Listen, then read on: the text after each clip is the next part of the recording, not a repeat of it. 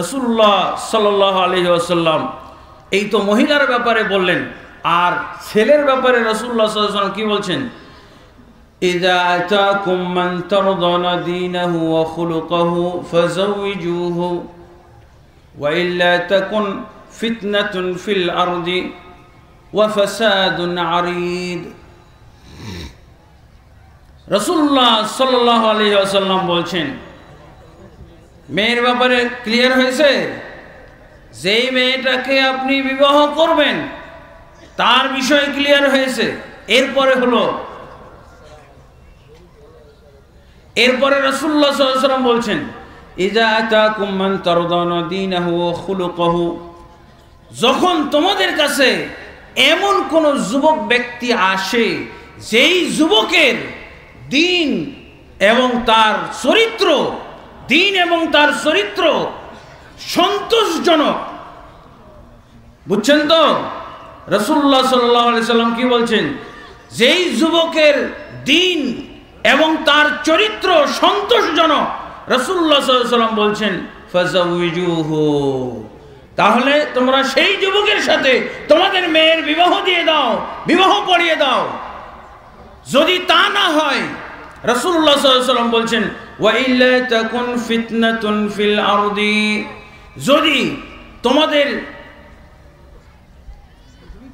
এই যুবককে চয়ন করতে এইটা ভিত্তি না হয়ে থাকে, তার যদি দিন তোমরা না দেখো, তার চরিত্র যদি তোমরা না দেখে থাকো, তাহলে কি হবে? তখন ফিতনাতুন ফিল আরদি, এই স্বামী থেকে এবং স্ত্রী থেকে দুনিয়ার মধ্যে ফিতনা বিস্তার লাভ করবে। কি বলছেন রাসূলুল্লাহ সাল্লাল্লাহু আলাইহি ওয়াসাল্লাম? যদি ছেলেটাকে, আপনার মেয়ের জামাইটাকে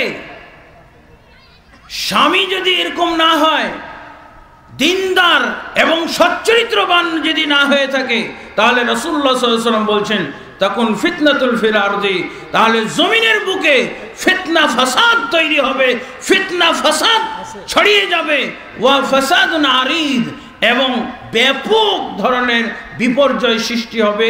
এই স্বামী স্ত্রী এই সংসার থেকে দুনিয়ার মধ্যে ফিতনা ছড়াবে। দুনিয়ার মধ্যে স্বামী স্ত্রী তো দুইজন মাত্র। আল্লাহ রাসূল সাল্লাল্লাহু আলাইহি ওয়াসাল্লাম কি বলছেন? যদি তার দিনদারিতা এবং তার চরিত্র, আখলাক চরিত্র দেখে যদি বিবাহ না দেওয়া হয়, তাহলে রাসূলুল্লাহ সাল্লাল্লাহু আলাইহি ওয়াসাল্লাম বলছেন অবশ্যই এই দম্পতি থেকে, এই সংসার থেকে জমিনের মধ্যে ফিতনা ফাসাদ ছড়িয়ে পড়বে।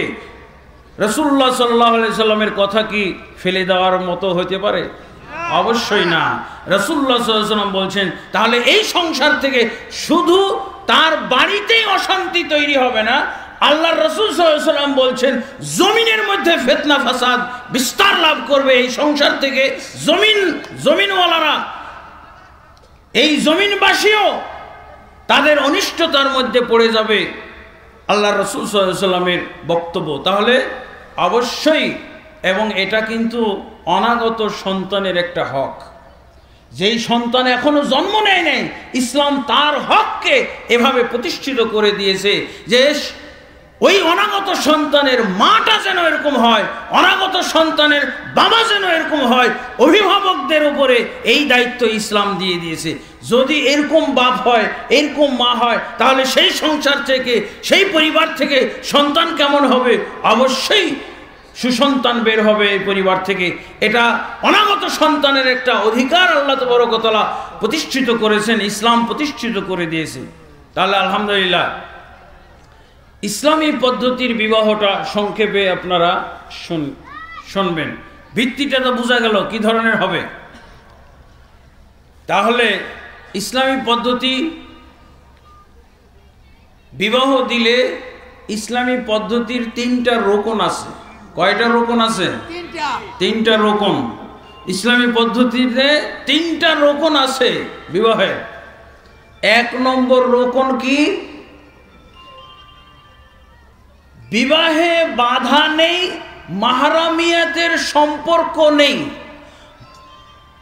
ছেলে এবং মেয়ে, বর এবং কনে যারা হবে, তাদের মাঝে মাহরামিয়াতের সম্পর্ক নাই। মাহরামিয়াতের সম্পর্ক বুঝেন তো? বিবাহ হারাম, এরকম সম্পর্ক যেন না থাকে। এটা হলো 1 নম্বর রুকন। ইসলামী পদ্ধতির বিবাহ শিখবেন, তার রুকনগুলো আপনি জানেন। 1 নম্বর হলো মাহরামিয়াতের সম্পর্ক থাকবে না। বাংলাদেশে আমার জীবনে এই পর্যন্ত 4টা বিবাহ আমার ফতোয়ায় ভাঙতে হয়েছে। আমার কাছে এমন হালাত এসেছে 4টা বিবাহ এরকম ভাঙতে হয়েছে। তার ভিতরে এমন একটা বিবাহ ভাঙতে হয়েছে যেই বিবাহে 3জন করে সন্তান হওয়ার পর 3জন করে সন্তান হয়ে গেছে, এরপরও বিবাহ ভাঙতে হয়েছে। অনেক সময় নাউজুবিল্লাহ এই কাহিনীগুলো ঘটে থাকে গ্রাম অঞ্চলের ভিতরে, অনেক মূর্খতার কারণে, অজ্ঞতার কারণে। এটা হলো চট্টগ্রামের ঘটনা। আমি কুয়েতে যখন বসবাস করতাম বা কুয়েতে চাকরি করতাম, সে সময় এই ফতোয়াটা আসছে। ফতোয়া কি? আপন 2 বোনকে বিয়ে করেছে, নাউজুবিল্লাহ। আপন 2 বোন কিভাবে? চট্টগ্রামের ঘটনা। এক বোনকে তো আগে বিবাহ করে সংসার করে আসতেছে। অনেকেই ধরেন যে স্ত্রীর যারা ছোট বোন থাকে, এগুলো কি বলে? শালী না? শালিকা। হ্যাঁ, তো অনেক সমাজের মধ্যে একজনকে বিবাহ করলে তার নিচে যতগুলো বোন থাকে ওগুলো নাকি বোনাস, নাউজুবিল্লাহ। ওগুলো ইচ্ছা করলে পালাক্রমেও থাকতে পারে, বেড়াইতে যায়, বোনের বাড়ি বেড়াইতে যায়, বোন কোথায় থাকে না থাকে, নাউজুবিল্লাহ। যাই হোক, এরকম একটা দুর্ঘটনা ঘটে গেছে যে শালিকার সাথে মানে কুসম্পর্ক গড়ে তুলেছে। এটা জানাজানি হয়ে যাওয়ার পর অথবা পেটে বাচ্চা চলে আসার পর কি হয়েছে, তখন জানাজানি হয়ে গেছে। ওই চেয়ারম্যান মেম্বাররা এই মেয়েরও ওই লোকের সাথে বিবাহ দিয়ে দিয়েছে। কে বিয়ে করবে? আর ওরও কোনো আপত্তি নাই, বিবাহ করে ফেলছে। এই জন্য 2 বোনেরই কত মূর্খ, কত অজ্ঞ মূর্খ হলে এটা হইতে পারে চিন্তা করে দেখেছেন। 3জন করে সন্তান। ও কুয়েতে গেছে, কুয়েতে যাওয়ার পর আমার কাছে ফতোয়া নিতে আসছে। কুয়েতে চাকরি নিয়ে গেছে, আমার কাছে ফতোয়া নিতে আসছে। ওর একটা সন্দেহ, কোন মৌলভী সাহেব নাকি তাকে এইটা জায়েজের ফতোয়া দিতে চাইছিল, কিন্তু টাকা বেশি চাইছে দেখে ও আর ফতোয়া নেয় নাই। ওই এতেই ওর ফতোয়া নেওয়া হয়ে গেছে। টাকা নিয়ে যখন জায়েজ হয় তাহলে এটা অবশ্যই জায়েজ হওয়ার ফাঁক ফোকর আছে। ও আর কোনো মৌলবীর কাছে জিজ্ঞেস করে নাই। কোন মৌলভী সাহেব দেখছেন কি টেকনিকে ও জায়েজের ফতোয়াটা পেয়ে গেছে। ফতোয়া নিতে গেছে, মৌলভী সাহেব বলছে এটা জটিল ফতোয়া, টাকা বেশি লাগবে। কতজনে চাইছে 50,000 টাকা। তখন ও আর নীরব থেকে গেছে, চলতেছে সংসার, চলুক না। ও কুয়েতে যাওয়ার পর আমার বক্তব্য বিভিন্ন জায়গায় শোনার পর বুঝতে পারছে যে এই হুজুর মনে ভালো, টাকা ছাড়াই আমাকে ফতোয়াটা দিতে পারে। তো আমার কাছে আসছে, রুমে ঢুকছে, ঢুকে আমাকে খুলে বলতেছে যে ভাই এই কাহিনী হয়ে গেছে, তো আপনি একটু আমাকে ফতোয়াটা লিখে দেন। মানে এর কোনো সন্দেহ নেই, অবশ্যই জায়েজ, কিন্তু টাকার অভাবে সে জায়েজের ফতোয়াটা নিতে পারে না। কিন্তু এই হুজুর তো টাকা নিবে না, এই জন্য আমাকে বলছে গরিব মানুষ, আমি তো এই যে ক্লিনার চাকরি করি, যাই হোক, তো আপনার সম্পর্কে আমি জানলাম যে আপনি ফতোয়া ফরাইজ দিলে কোনো টাকা পয়সা নেন না, তো আমার এই ফতোয়াটা একটু দিয়ে দিতে হবে না। নাউজুবিল্লাহ, বলে কি লোক, এই ব্যাপারে কিসের ফতোয়া? ফতোয়া তো আল্লাহ দিয়ে রেখেছে। নাউজুবিল্লাহ, ফতোয়া আল্লাহর দেওয়া আছে। ওয়ান তাজমাউ বাইনাল উখতাইন, মাহরামাতের মধ্যে আল্লাহ এটা উল্লেখ করেই দিয়েছে। আরেকটা দেখছি, আরেকটা ওই ফেনীর ঘটনা, সেটাও আমাকে বলছে। হঠাৎ একদিন ভাই বোন উধাও হয়ে গেছে। তালাক প্রাপ্ত বোন ছিল, তার ছোট ভাই ইমিডিয়েটলি ছোট, তার সাথে একদিন উধাও হয়ে গেছে। 15 বছর যাবৎ পাই না খুঁজে। নাউজুবিল্লাহ, অন্য জায়গায় ঘর সংসার করতে গেছে। তারপরে এটা জানাজানি হয়ে ওই এলাকার এক লোক আমার কাছে ফতোয়া নিতে আসছে। এইভাবে দেখা যায় যে অনেকগুলো আমার গ্রাম এলাকায় প্রতিবেশী, সে ভাগ্নির মেয়ে বিয়ে করে ফেলেছে। আপন ভাগ্নি, বোনের মেয়ে ভাগ্নি হলো না, ভাগ্নির মেয়ে। ওই গ্রাম অঞ্চলে কে ফতোয়া দিয়েছে এটা চলবে। চলবে। তারপরে তো উনি নিয়ে আসে, বাস 3 বছর পর ওই কি বলে ইউপি থেকে পড়ে আসা কোন আলেম নাকি ফতোয়া দিয়েছে এটা চলবে। আর আমি বললাম যে আমি তোমার বাড়ির পাশে, আমার কাছে তুমি জিজ্ঞেস করো না, 3 বছর পর তুমি এটা জিজ্ঞেস করছো আর বলতেছো ইউপির আলেম। সে আলেম এখনো ঢাকা শহরের এক মাদ্রাসায় চাকরি করে, যাই হোক নাম বলছি না। পরে আমি যখন বললাম যে না এটা অবশ্যই হারাম, এই বিবাহ কখনো জায়েজ হতে পারে না, আপন বোন যেমন বিবাহ করা হারাম, বোনের মেয়েরাও এরকম যত নিচে যাবে সব হারাম, সব হারাম। কে বললো আপনাকে জায়েজ? এটা জায়েজ ফতোয়া দিয়েছে। তখন ওই পশ্চিম থেকে পড়ে আসা আলেম, ইউপির থেকে পড়ে আসা আলেমের কাছে তারা গেছে। আলেমের কাছে যেয়ে বলতেছে যে আপনি এই বিবাহ জায়েজ আছে বলছিলেন না, ফতোয়া দিয়েছিলেন, আমরা তো আপনার ফতোয়া অনুযায়ী বিবাহ দিয়ে ফেলছি, 3 বছর হয়ে গেল। এতদিনে যে আকরামুজ্জামান সাহেব বলতেছে এই বিবাহ শুদ্ধ হয় নাই, এই বিবাহ জায়েজ নাই, তাহলে কি করব? জায়েজ নাই আপনি বলেন, তাহলে ওনার কাছে যান। তো বলছে উনি যদি বলে থাকে ওইটাই ঠিক, আমি ভুল করেছি, মাফ করবেন আমাকে। উনি যদি বলে থাকে তাহলে এটাই ঠিক আছে, আমার ভুল হয়ে গেছে, আপনারা মাফ করবেন। এইভাবে দেখা যায়। আবার এদিকে ওই যে আশুলিয়ার দিকে একজন 2 বোনকে বিয়ে করে নিয়ে আসছে, কুড়িগ্রাম থেকে কৃতদাসী মনে করে নিয়ে আসছে। ওর বাড়ির গৃহ পরিচারিকা হিসেবে 2 বোনকে বাড়িতে নিয়ে এসে ও কি করছে, ও ফতোয়া নিজে নিজে সাজায় নিছে। বলছে কি যে এটা তো দাস দাসীকে বিবাহ করা যায়, বউয়ের মতো, আপন বউ যেমন বউ আছে বউয়ের মতো এরকম বিবাহ করা যায়, তাদেরকে দাস দাসী হিসেবে রাখা যায়। আমি তো কুড়িগ্রাম থেকে ওদেরকে বেতন দিয়ে রাখছি, ওদেরকে আমি কিনে নিয়ে আসার মতো করে নিয়েছি। কে ফতোয়া দিয়েছে এটা জায়েজ হবে? বলছি অনেক বড় আলেম, অনেক বড় আলেম, নামই বলে না, বলছি অনেক বড় আলেম, আপনাদের সে অনেক বড় আলেম। আরে আশ্চর্য ঘটনা, আপনি বড় আলেমের নাম বলেন, কে জায়েজ বললো এটা? পরে এলাকাবাসী তাকে যে ধরছে, আমাদের একজন দায়ী ভাই উনিও সাথে গেছিলেন, মোশাররফ হোসেন আখন, ওই এর বরিশাল বাড়ি, উনি একজন প্রাক্তন পীরজাদা পীর, প্রাক্তন আর কি, তওবা করছে।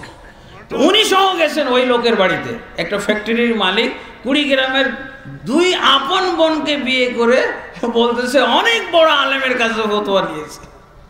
পরে বলছে আলেমের নাম বলতে হবে, তো নাম বলছে কি, আমার নাম বলে ফেলছে, নাউজুবিল্লাহ।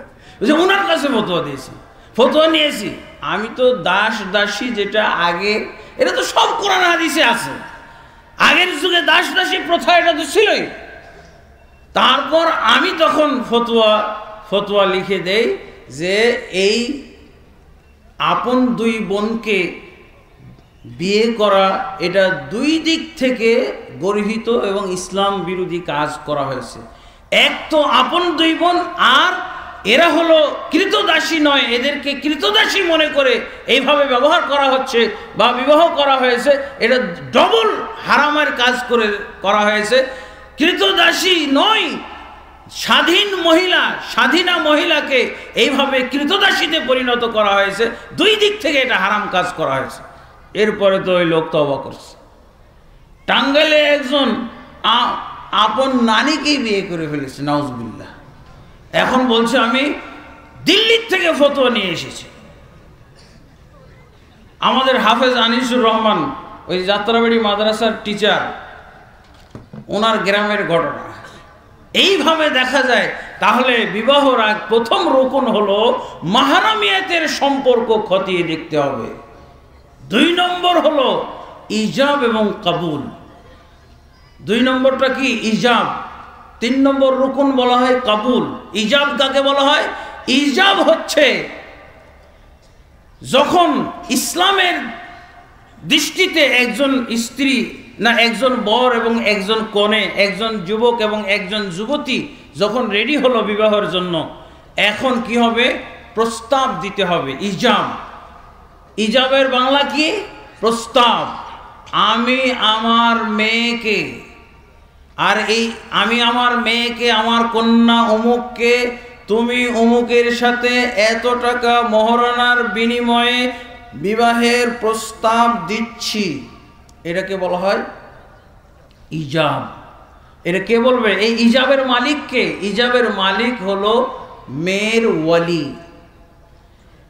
আর পৃথিবীর কেউ না। মেয়ে উকিল না, উকিল এই কথা বলতে পারবে না। কে বলবে? মেয়ের ওয়ালি। কেন? রাসূলুল্লাহ সাল্লাল্লাহু আলাইহি ওয়াসাল্লাম বলেছেন, লা নিকাহা ইল্লা বিওয়ালিয়িন মুরশিদিন ওয়া শাহিদাই আদলিন।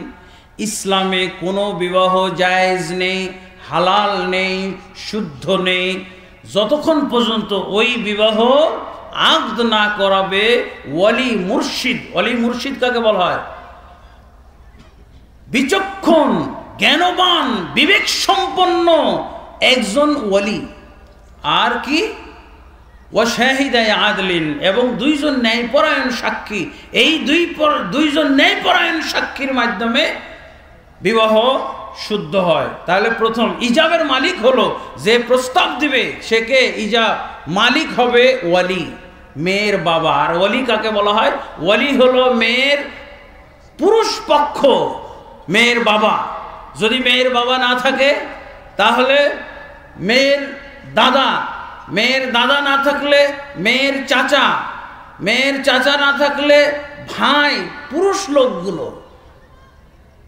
মা পক্ষের লোক না, মামা না, খালু না, ফুফু না, না ফুফা না, আর কোনো মহিলাও না। বুঝা গেছে? ওয়ালি হবে শুধুমাত্র মেয়ের পক্ষের পুরুষ ব্যক্তিরা, কোনো মহিলা হতে পারবে না। আমাদের সমাজে অনেক সময় কি দুলাভাই আর বোন বিয়ে দিয়ে দিয়েছে। কে বিয়ে দিয়েছে? দুলাভাই, খালু, মামু। বুঝা গেছে? ওয়ালি। আল্লাহ রাসূল সাল্লাল্লাহু আলাইহি ওয়াসাল্লাম কি বলছেন? লা নিকাহা ইল্লা বিওয়ালিয়িন ওয়া শাহিদাই আদল। কোন বিবাহ হবে না ওয়ালি ছাড়া, এবং কমপক্ষে দুইজন ন্যায়পরায়ণ সাক্ষী ছাড়া, বেশি হলে আরো ভালো। বুঝা গেছে? এটাকে বলা হয় ইজাব। আর ইজাবের মালিককে? শুধু ওয়ালি, ওয়াকিল নাই। আমি কাজী সাহেবকে বলেছিলাম, কাজী সাহেব আপনার এই খাতার মধ্যে আপনি যে বিবাহ পড়ান, এই খাতার মধ্যে ওয়ালির নামটাও নাই। ওয়ালির নাম নাই। কিন্তু কেউ কাজী যদি থেকে থাকে তাহলে বলেন। ওয়ালি, আল্লাহ রাসূল সাল্লাল্লাহু আলাইহি ওয়াসাল্লাম বলছেন ওয়ালি ছাড়া বিবাহই হবে না। আর আমাদের বিবাহের খাতার মধ্যে ওয়ালির নামই নেই, নাম নিশানা গ্রন্থ পর্যন্ত নেই। বিবাহ হয়ে যাচ্ছে, হচ্ছে না? সাংসারিক জীবন যে বললাম, সাংসারিক জীবন কিভাবে শুদ্ধ হয় সেটা তো আপনাকে জানতে হবে। সাংসারিক জীবন শুদ্ধ হলে তারপরে না আপনি কর্তব্যগুলো বুঝিয়ে পাবেন। কে আপনার বিয়ে দিয়ে দিয়েছে? দুলাভাই কিভাবে বিয়ে দেয়? মহিলা কিভাবে বিবাহ দিয়ে দেয়? হ্যাঁ, কাজী অফিসে যে বিবাহ হয় কি, সেটা কি পদ্ধতিতে? ওরা তো বলে না যে আপনাকে ইসলামী পদ্ধতিতে বিয়ে দিচ্ছে, প্রচলিত পদ্ধতিতে বিয়ে দিচ্ছে। সেটা কি পদ্ধতিতে বিয়ে দেয়? প্রচলিত পদ্ধতিতে। আপনাকে কোন রকম বিদায় দেওয়া, ঠিক আছে? কাজী অফিসে কি পদ্ধতিতে বিয়ে হয়? প্রচলিত পদ্ধতিতে। দেখেন নাই? রাসূলুল্লাহ সাল্লাল্লাহু আলাইহি ওয়াসাল্লাম আরো বলছেন, লা তুনকিহুল মারআতুল মারআতা। কোন মহিলার ওলি হয়ে বিবাহ দিতে পারবে না। সে মহিলা যাই হোক না কেন, মা হতে পারে, খালা, মা, খালা, ফুফু, বোন, চাচাতো বোন, কোন মহিলা মেম্বার, কোন মহিলা চেয়ারম্যান, কেউ বিয়ে দিতে পারবে না। প্রেসিডেন্ট বিয়ে দিতে পারবে না, প্রধানমন্ত্রীও বিয়ে দিতে পারবে না। কোন মহিলা হলেই বিবাহের ওয়ালি হওয়ার অযোগ্য। শেষ। আমি কত এরকম বিবাহের কথা শুনেছি, ওই যে আমার বোন এবং দুলাভাই বিয়ে দিয়ে দিচ্ছে, এরকম শুনেন না? এটা কি ইসলামী বিবাহ হয়েছে? এটা কি সঠিক বিবাহ হয়েছে? শুদ্ধ বিবাহ হয়েছে? হ্যাঁ। আপনারা হয়তো এরকম প্রশ্ন করতে পারেন যে আমাদের বিবাহ এত হয়ে গেল, এগুলোর কি হবে? হ্যাঁ, আপনাদের বিবাহের ঝামেলা লাগাইতে আসি নাই আমি। ভবিষ্যৎ ঠিক করতে হবে। ভুল দিয়ে ভুল শুধরানো যাবে নাকি? অমুক ভুল করছে, আমি করলে সমস্যা কি? হ্যাঁ, ভুল হয়ে গেছে, ভুল আপনার আল্লাহ মাফ করবেন। কোরআনে আল্লাহ দোয়া শিখাইছেন না? কি দোয়া শিখাইছেন? রব্বানা লা তুআখিযনা ইন নাসিনা আও আখতানা, হে আমাদের রব, লা তুআখিযনা, আপনি আমাদেরকে পাকড়াও করবেন না, ইন নাসিনা, যদি আমরা ভুলে যাই, আও আখতানা, ইন নাসিনা আও আখতানা, যদি আমরা ত্রুটি ঘটিয়ে ফেলি, কাজ করতে যে ত্রুটি ঘটিয়ে ফেলি, ভুল করে ফেলি, আল্লাহ আমাদেরকে পাকড়াও করবেন না। আল্লাহ এই দোয়া শিখাইছেন কেন? কবুল করবেন না এই জন্য? আল্লাহ নিজে এই দোয়া শিখাইছেন, এই দোয়া দিয়ে আমাদেরকে বাঁচতে হবে আমাদের আগের বিবাহগুলো, ঠিক আছে? এই কথা বলা ঠিক হবে না যে এত বিবাহ যখন হয়েছে আল্লাহ মানতে বাধ্য। হ্যাঁ, আল্লাহ কি গণতন্ত্রে বিশ্বাসী হয়েছেন নাকি? কবে এই সবক পড়ছেন আল্লাহ? না, এত বিবাহ, এই বিবাহগুলো শুদ্ধ কি দিয়ে? এই দোয়া দিয়ে শুদ্ধ।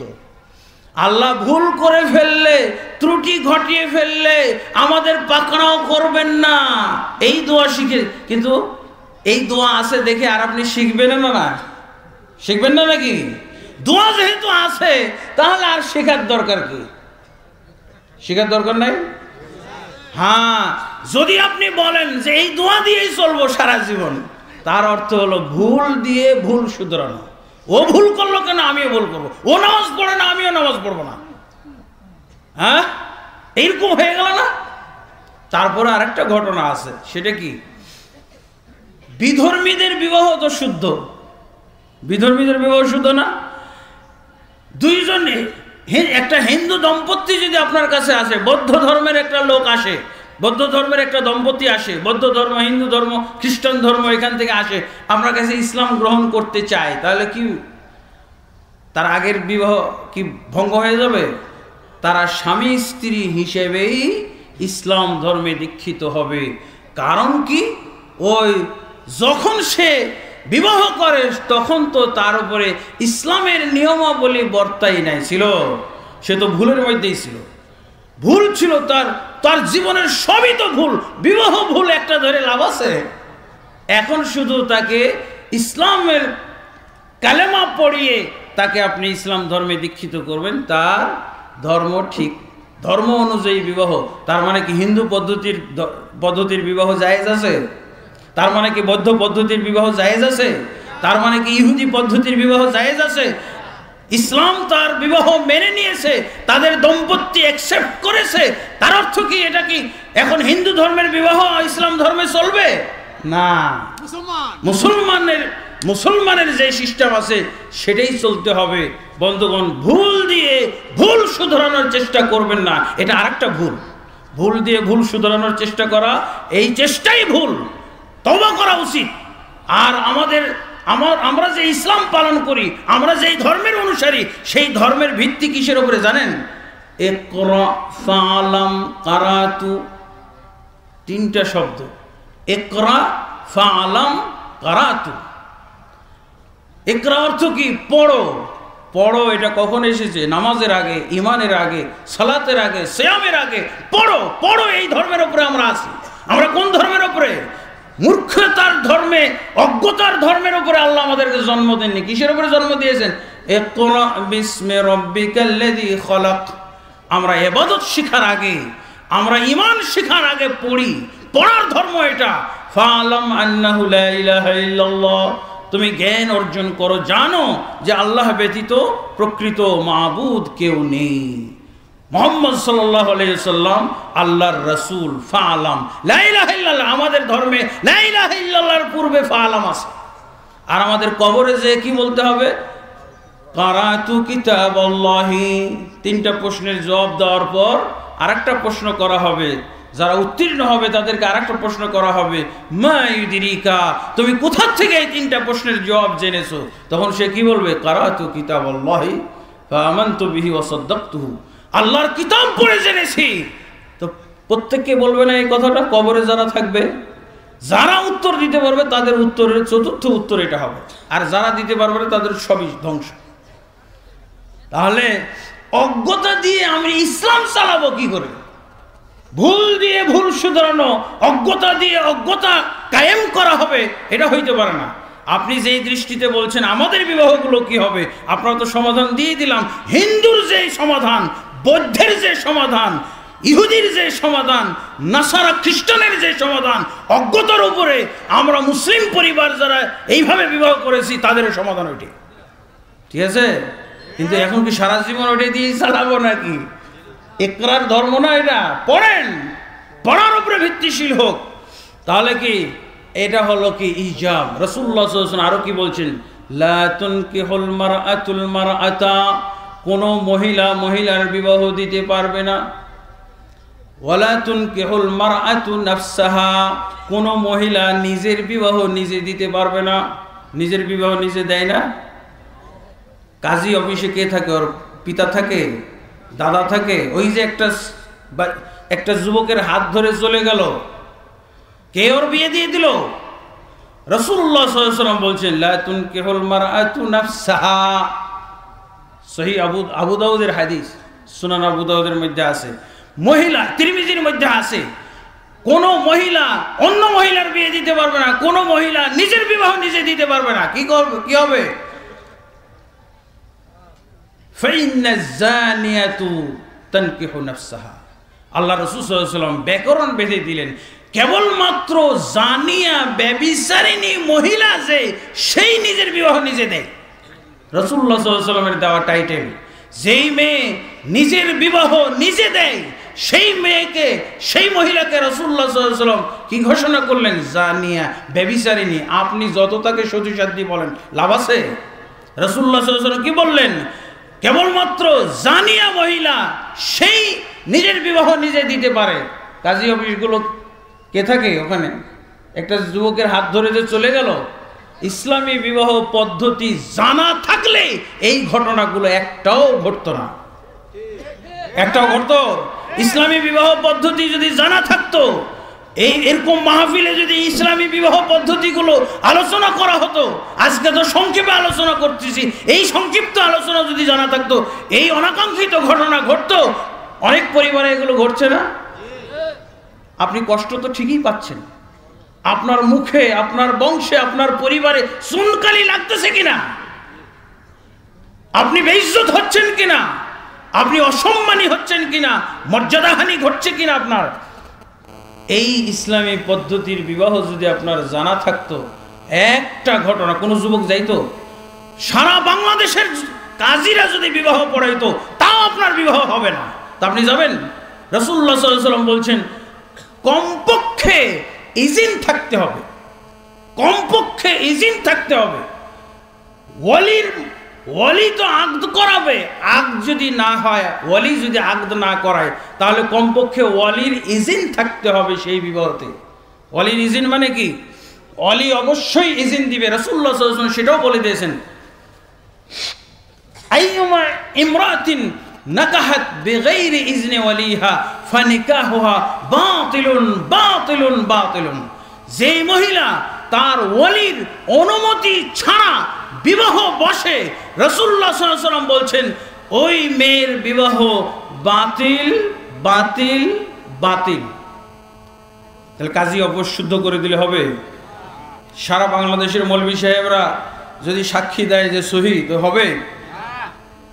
রাসূলুল্লাহ সাল্লাল্লাহু আলাইহি ওয়াসাল্লাম কয়বার বললেন বাতিল? 3 বার বললেন বাতিল। কমপক্ষে ইজিন লাগবে। ইজিনের অবস্থা কি? ইজিন থেকে ওয়াকিলের জন্ম হয়। ওয়াকিলের জন্ম কোথা থেকে হয়? ইজিন থেকে। ওয়ালি নাই, বিদেশে আছে, ওয়ালি আছে জেলখানায় আছে, ওয়ালি আছে কিন্তু হসপিটালে আছে, ও বিবাহ দিতে আসতে পারতেছে না, আকদ করাইতে আসতে পারছে না। তখন তা বলে দিল তার পরবর্তী কোনো ভাইকে, তখন যে কোনো থার্ড পার্সন লোককেও যদি বলে দেয়, যে খালুকে বলে দেয়, মামাকে বলে দেয়, এমন গ্রাম্য কোনো ব্যক্তিকে বলে দেয় যে ভাই আমি তো হসপিটালে যেতে পারবো না, আপনি আমার পক্ষে ওলির ভূমিকাটা পালন করবেন, আপনাকে ওলির ভূমিকা পালন করার অনুমতি দিয়ে দিলাম। এই যে অনুমতি থেকে জন্ম নেয় এই লোকের নাম হলো ওকিল। হ্যাঁ, এই লোককে অ্যাসিস্ট্যান্ট বলা হয়, স্থলাভিষিক্ত, ওয়ালির স্থলাভিষিক্ত। কিন্তু আমাদের সমাজে বিবাহ হয় ওয়ালিকে দূরে রেখে ওয়াকিল বিবাহ পড়ায়। উকিল দিবে কে? এতে করে আর একটা হারাম কাজ হয়ে যায়। কি হারাম কাজ হয় জানেন? হারাম কাজ, হারাম তো হারাম ডেকে আনবে, এক ভুল আর এক ভুল ডেকে আনবে, এক বাতিল আর এক বাতিল ডেকে আনে, এক বেদাত আর এক বেদাত ডেকে আনে। বেদাত কোনোদিন সুন্নত ডেকে আনবে না, ভুল কখনো শুদ্ধ ডেকে আনবে না, ভুল ভুল ডেকে আনবে। এতে করে কি হয় জানেন? উকিল বাপ হয়ে যায়। নাউজুবিল্লাহ, উকিল বাপ হয় নাকি? ও বাপ কোন দলিলের ভিত্তিতে হলো? প্রচলিত বিবাহ পদ্ধতিতে তাকে বাপ বানিয়ে ফেলেছে। এতে করে আরেকটা কি হলো? কোরআনের মধ্যে বিকৃতি সাধন করা হলো। কোরআনে যে সমস্ত মাহরাম পুরুষের নাম আছে, নাম নির্দিষ্ট না, ওই তালিকায় আরেকটা নাম অ্যাড হয়ে গেল। এতে কি করলেন? কত বড় অপরাধ করলেন! কোরআনের মধ্যে আপনি সংযোজন করে ফেললেন, নাউজুবিল্লাহ। এবার আপনি গণনা করতে লেগেছেন যে এটাও একটা মাহরাম পুরুষ। উকিলের সামনে পর্দা নাই, উকিল বাপ, উকিল বেটি। হ্যাঁ, কি হলো? ভুল থেকে ভুল কিভাবে বের হয়ে আসছে, সংযোজন হলো।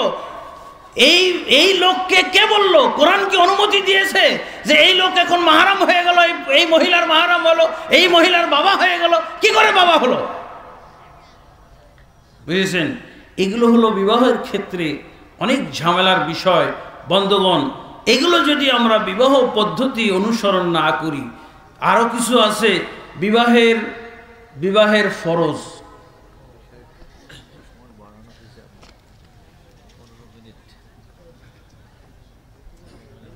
আলহামদুলিল্লাহ।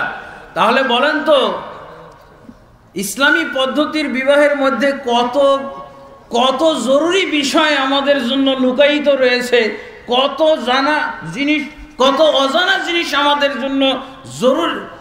জন্য জানা জরুরি হয়ে আছে, অথচ এগুলো আমরা কল্পনা করি না, এগুলো নিয়ে আমরা চিন্তা ভাবনা করি না। আল্লাহ তাবারক ওয়া তাআলা আমাদেরকে জ্ঞান দান করুন, আল্লাহ তাবারক ওয়া তাআলা আমাদেরকে বিবেক দান করুন, আল্লাহুম্মা আমিন। এখন তাহলে রুকুন আর কাবুল বলা হলো না? তিনটা রুকুন বলেছিলাম। একটা হলো মাহরামিয়াতের সম্পর্ক না থাকা, দুই নম্বর রুকুন হলো ইজাবের মালিককে এইসব কথা বলতে যে এগুলো চলে এসেছে। 3 নম্বর রুকুন হলো কাবুল কিভাবে? যখন ওয়ালি প্রস্তাব দিল, আমি আমার মেয়েকে বিবাহের প্রস্তাব দিলাম, তখন ওই বর বলবে কি, আমি কবুল করলাম, আলহামদুলিল্লাহ। এটাও রুকুন, এটাকে রুকুন বলা হয়। আর একটা জিনিস আপনারা এখান থেকে জানবেন, বিবাহের কলেমা বলি না আমরা? বিবাহের কলেমা কোনটা? ইজাব এবং কাবুলের ভাষাকে বিবাহের কালেমা বলা হয়। বোঝা গেছে এবার? ইজাব, আর সারা জীবন তো কলেমা পড়ছো, কলেমা পড়াইছে, কলেমা পড়া হয়েছে, বিবাহের কালেমা আজকে শিখলেন তো, কাকে বলা হয় বিবাহের কালেমা? ইজাবের ভাষা এবং কাবুলের ভাষাকে কালেমা বলা হয়। বুঝা গেছে? বিবাহের কালেমা। আল্লাহ রাসূল সাল্লাল্লাহু আলাইহি সাল্লাম হাদিসের ভিতরে এই কথাটা উল্লেখ করেছেন। হাদিসের ভিতরে রাসূলুল্লাহ সাল্লাল্লাহু আলাইহি সাল্লাম বলেছেন, তোমরা তাদেরকে আল্লাহর কালেমার মাধ্যমে স্ত্রী হিসেবে গ্রহণ করেছো। আল্লাহর কালেমা অর্থাৎ আল্লাহ এবং রাসূলের পক্ষ থেকে এই সিস্টেমটা নির্ধারিত, ইজাব এবং কবুল। ঠিক আছে? এটাকে বলা হয় বিবাহের কালেমা। তো আলহামদুলিল্লাহ, এখন আছে কয়েকটা ফরজ। রুকুন তো হলো, রুকুন কয়টা? 3টা। আর ইসলামী পদ্ধতির বিবাহের ফরজ কয়টা? ফরজ 5-6টা আছে।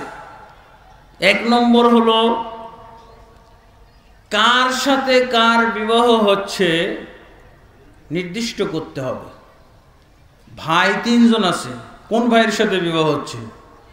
বোন 3-4 জন আছে, কোন বোনের সাথে বিবাহ হচ্ছে নির্দিষ্ট করতে হবে। ঠিক আছে? খালি বিবাহ দিয়ে দিলে হবে না। 3-4 ভাইয়ের মধ্যে কার সাথে বিবাহ হচ্ছে আজকে সেটা সুনির্দিষ্ট করতে হবে, নাম ধরে বলতে হবে। 2 নম্বর, কনের কয়েকজন বোন আছে, কার বিবাহ হচ্ছে সেইটা নাম নিতে হবে আজকে। এইটা নির্দিষ্ট করা। আর একটা হলো একজন আর একজনকে পছন্দ করা, আর একজনের প্রতি আর একজন সন্তুষ্ট থাকা। সন্তুষ্ট না থাকলে বিবাহ হবে না। একজন আর একজনকে পছন্দ করে না, কিসের বিবাহ হবে? সন্তুষ্টির ভিত্তিটা কি হবে? সন্তুষ্টির জন্য আমার করণীয় কি? রাসূলুল্লাহ সাল্লাল্লাহু আলাইহি সাল্লাম বলছেন যে তোমরা কোনো ব্যক্তি যখন খিতবা দিবে, খিতবা মানে বিবাহ করার জন্য প্রস্তাব পাঠাবে, তখন সে যেন তাকে দেখে নেয়। দেখার প্রক্রিয়া দেখে নিবে। প্রস্তাব দেওয়ার পর যদি তারা রাজি হয় যে হ্যাঁ আমরা তোমাদের সাথে বিবাহ দিতে পারি, তাহলে সে বলতে পারে যে আমি তাহলে একটু দেখব। দেখাটা এটা অনিসলামী কাজ না, এটা হলো ইসলামী কাজ। রাসূলুল্লাহ সাল্লাল্লাহু আলাইহি ওয়াসাল্লাম অনেক সময় বলে দিতেন, আনসার মহিলাদেরকে দেখতে যাচ্ছে, ওদের চোখটা একটু ভালো করে দেখে নিও, ওদের চোখে অনেক সময় সমস্যা থাকে। রাসূলুল্লাহ সাল্লাল্লাহু আলাইহি ওয়াসাল্লাম বলে দিতেন এইভাবে আপনি সন্তুষ্ট হতে পারেন। যেভাবে এই মেয়েটাকে বিবাহ করতে আপনার সন্তুষ্টির জন্য একটা দরকার আছে না, তাকে দেখা দরকার আছে না, তাকে পছন্দ করার দরকার আছে না, তার সাথে একটু কথা বলার দরকার আছে না, কিন্তু সেটা হইতে হবে পরিবারের সহযোগিতায়। পরিবারের সহযোগিতায় আপনি এভাবে মেয়েকে ছেড়ে দিবেন না যে তুমি তোমার জামাই খুঁজে নাও। ছেলেকে আপনি বলবেন না যে তুমি তোমার বউ খুঁজে নাও। হ্যাঁ, আমাদের সমাজে এখন কিভাবে তারা একজন আর একজনকে পছন্দ করে। হ্যাঁ, বছরকে বছর পার্কে তারা সংসার গড়ে তুলেছে। বাড়িতে সংসার গড়ার আগে পার্কে সংসার গড়ে তোলে, বুঝেছেন না? হ্যাঁ, বাড়ি, কলেজে, বিশ্ববিদ্যালয়ে, কলেজ বিশ্ববিদ্যালয়ে তাদের একজন আরেকজনকে পছন্দ করার জন্য মানে অবাধ একটা উন্মুক্ত স্থান হলো কলেজ, ইউনিভার্সিটির বিভিন্ন জায়গা।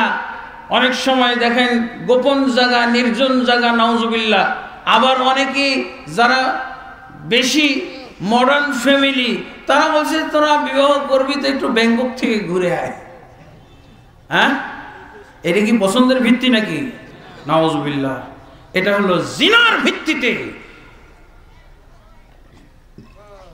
এই বিবাহের ভিত্তি গড়ে উঠলো জিনার উপরে, ব্যভিচারের উপরে। এই দম্পতির জন্য ইসলামের তাদের কোনো স্বার্থ নাই। ইসলাম তাদেরকে কিছু দেবার মতো রাখে নাই। ইসলামে তাদের কিছুই নেই যদি তওবা না করে। নাউজুবিল্লাহ। মেয়ে এবং ছেলে একজন আরেকজনকে, নাউজুবিল্লাহ, এরা কি করে জানেন? এভাবে যদি ছেড়ে দেওয়া হয় তাহলে কি করা হয়? স্বামী স্ত্রীর যে ভালোবাসা, যেটা হলো চালিকা শক্তি, দম্পতির চালিকা শক্তি, ইঞ্জিন হলো ভালোবাসা। একটা পারিবারিক জীবন, দম্পতি জীবন, সাংসারিক জীবনের ইঞ্জিন কি? কে টেনে নিয়ে যায়? ভালোবাসা, একজন আরেকজনের প্রতি ভালোবাসা। আল্লাহ তাবারক ওয়া তাআলা কোরআনে এগুলো বলেছেন, ওমিন আয়াতিহি আন খালাকা লাকুম মিন আনফুসিকুম আজওয়াজান লিতাসকুনু ইলাইহা ওয়া জাআলা বাইনাকুম মাওয়াদ্দাতান ওয়া রাহমা। আল্লাহ তাবারক ওয়া তাআলা শান্তি এবং ভালোবাসা, সৌহার্দ্যতার উপরে এই স্বামী স্ত্রীর পরিবারকে আল্লাহ তাবারক ওয়া তাআলা গড়ে তোলার কথা বলেছেন। সেখানে কিসের উপরে গড়ে উঠতেছে? ভালোবাসা। বিবাহের আগেই ভালোবাসার অপচয় হয়ে যায়, বিবাহের পর আর ভালোবাসাই থাকে না, আগেই শেষ হয়ে গেছে, আগে শেষে ফুরিয়ে গেছে। যারা এভাবে অবাধে ছেড়ে দেয় ছেলে মেয়েদেরকে একজন আরেকজনকে বোঝার জন্য, একজন আরেকজনকে চেনার জন্য, এই ক্ষেত্রে কি ঘটে? বিবাহের পরের যে ভালোবাসা, এটা আর অবশিষ্ট থাকে না, বিবাহের আগেই শেষ করে ফেলে। নাউজুবিল্লাহ। তখন অন্য অজানা অচেনা মেয়েদের দিকে টার্গেট করে থাকে, কারণ এটা তো শেষ। এখন এত ভালোবাসা হয়ে গেছে, ভালোবাসা ফুরিয়েও গেছে, শেষ হয়ে গেছে। বিবাহের পরে, বিবাহ হলেই শুরু হয়েছে কলহ আর দ্বন্দ্ব আর ফাটল আর বিচ্ছেদ আর একজনের প্রতি আর একজনের কি বৈরিতা। এটাই দেখেন না বাস্তবে? যাদেরকে এভাবে পছন্দের ভিত্তি হবে পরিবার, পারিবারিক পর্যায়ে একজন আরেকজনকে পছন্দ করবে, আপনি ছেড়ে দেবেন না। এই কথাগুলো আমাদের সমাজে এখন আমরা এস্টাবলিশ করে ফেলেছি, নাউজুবিল্লাহ। মেয়েকে আমি বলে দিচ্ছি, কত নির্লজ্জ মা বাবা হলে এই কথাটা বলতে পারে, তুই তোর স্বামী খুঁজে নে, তুই তোর স্বামী। এরকম একজন দেখে, দুইজন দেখে, তিনজন দেখে, পাঁচজন দেখে, 10 জন দেখে, 20 নম্বরে চলে গেছে। খুঁজতে বলছে, ওটা ভালো লাগে না, ওটা ঠিক না, এটা ঠিক না, রিজেক্ট করতে করতে 20 নম্বরে এসে বলছে, মা এইটা মনে হয় চলতে পারে। লা হাওলা ওয়ালা কুওয়াতা ইল্লা বিল্লাহ। ইসলাম এটাকে ফরজ করেছে, ফরজ। ইসলামী পদ্ধতির বিবাহের মধ্যে একজন আরেকজনকে দেখে কথা বলে পছন্দ করার অধিকার রাখে। যেমন নারীর অধিকার আছে, পুরুষের যেমন অধিকার আছে, নারীরও ওরকম অধিকার আছে। সমান অধিকার হলো এইখানে, ওয়ালাহুন্না মিসলুল্লাযী আলাইহিন্না বিল মারুফ। তাদের অধিকার রয়েছে, তাদের অধিকার রয়েছে তোমাদের প্রতি, যেমন তোমাদের অধিকার রয়েছে তাদের প্রতি, একই রকম সমান পরিমাণ। মেয়ে যেমন পছন্দ, ছেলে যেমন একজন মেয়েকে পছন্দ করতে পারে, ঠিক একজন মেয়েও ছেলেকে পছন্দ করতে পারে। আর সেই পছন্দ অপছন্দ করাটা অবশ্যই পরিবারের নজরে হতে হবে, তাদের জানাশোনার ভিতরে হবে, তাদের আয়োজনের ভিতর দিয়ে হতে হবে। নিজেরা নিজেরা করতে পারবে না, নিজেরা নিজেরা করলে সেটা হবে জিনার ভিত্তিতে, জিনার মাধ্যমে, ব্যভিচারের মাধ্যমে, হারামের মাধ্যমে, কবিরা গুনার মাধ্যমে, নাউজুবিল্লাহ। তাহলে এটা হলো দ্বিতীয় ফরজ। আল্লাহ রাসূল সাল্লাল্লাহু আলাইহি ওয়াসাল্লামের কাছে এক মেয়ে এসে বলছে, ইয়া রাসূলুল্লাহ, আমার বাবা অমুক ছেলের সাথে বিবাহ দিয়ে দিয়েছে, আমি ছেলেটাকে পছন্দ করি না, আমি ওই ছেলেকে স্বামী হিসেবে গ্রহণ করতে পছন্দ করি না। আল্লাহ রাসূল সাল্লাল্লাহু আলাইহি ওয়াসাল্লাম ওই মহিলার বাবাকে ডেকে এনে বললেন যে আমি এই বিবাহ ভঙ্গ করে দিলাম। দেখছেন না, রাসূলুল্লাহ আবু দাউদের মধ্যে হাদিসটি এসেছে, রাসূলুল্লাহ সাল্লাল্লাহু আলাইহি ওয়াসাল্লাম এইভাবে ডাইরেক্ট বিবাহ ভঙ্গ করে দিয়েছে। তাহলে মেয়ের মতামতের কত মূল্যায়ন, মেয়েকে কত মূল্যায়ন করা হয়েছে, মেয়েকে সমান অধিকার দেওয়া হয়েছে এই জায়গায়, ঠিক আছে? সব জায়গায় না, এই জায়গায় এখানে অধিকার দেওয়া হয়েছে, আরো আছে, সেগুলো আসতেছি ইনশাআল্লাহ। আসসালামু আলাইকুম। নিয়মিত ইসলামিক বক্তব্য পেতে সাবস্ক্রাইব করুন আমাদের ট্রু টক টিভির চ্যানেলে, আর ভিডিওগুলো ফেসবুক বা যে কোনো জায়গায় শেয়ার করে পৌঁছিয়ে দিন ইসলামের শাশ্বত বাণী।